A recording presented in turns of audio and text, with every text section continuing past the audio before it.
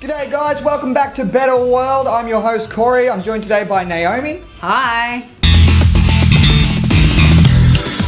Okay, our first story today comes from news.discovery.com on August 14th, and it's all about scientists pointing lasers at things. What they did is they had a vacuum and they poured these tiny diamond crystals into it, and they basically shot lasers at it. Essentially these tiny particles, one of them was attracted to the laser, so they shot another laser at it and it glowed green. Laser beams and light generally can actually exert force onto objects, but because we're so heavy and objects around us are so heavy, is we generally don't feel that sort of force at all. Now these diamond crystals they used are actually so tiny, 100 nanometers in size. As soon as the laser would hit them, they would start to vibrate and would turn the laser crystals into things that we call resonators. Anyone who is technologically illiterate out there, a resonator is just one of the key building blocks of ordinary electronics. So this can lead to the development of such things like light-based computers and more nanotechnology.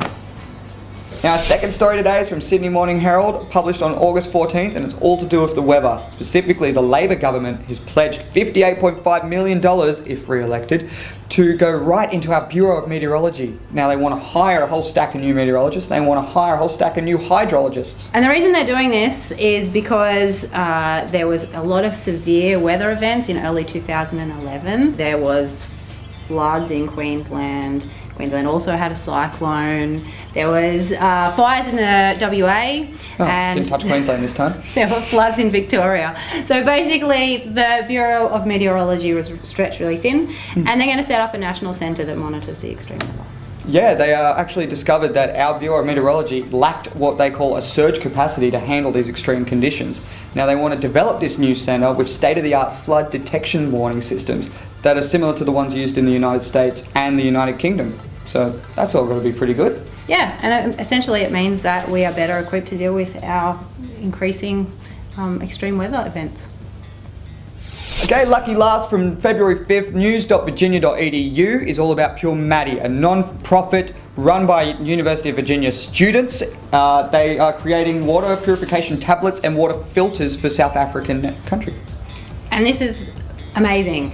There's a little ceramic tablet and they pop it into water, and in about 5 minutes the nanoparticles from copper and silver purify it completely. Yeah, and they last for up to about 6 months where the water's pure. It's amazing. Now Maddie actually comes from the Shivendi South African word meaning water, and it just shows the emphasis that the University of Virginia is placing on the locals. They're building their factories in these nations and they're teaching the locals how to produce the water filters and the tablets on their own. One of the reasons it's so big is the fact that in South Africa particularly, they have about 17% of the population who have AIDS, and having clean water for someone with an autoimmune disease is really important. It stops all sorts of other medical issues that they could have. Yeah, and the company itself has a 10-year plan to create 10 to 12 factories across South Africa and other African nations, and eventually be producing 500,000 of these filters each year. One filter can support a family of 4 or 5 for up to 2 to 3 years alone.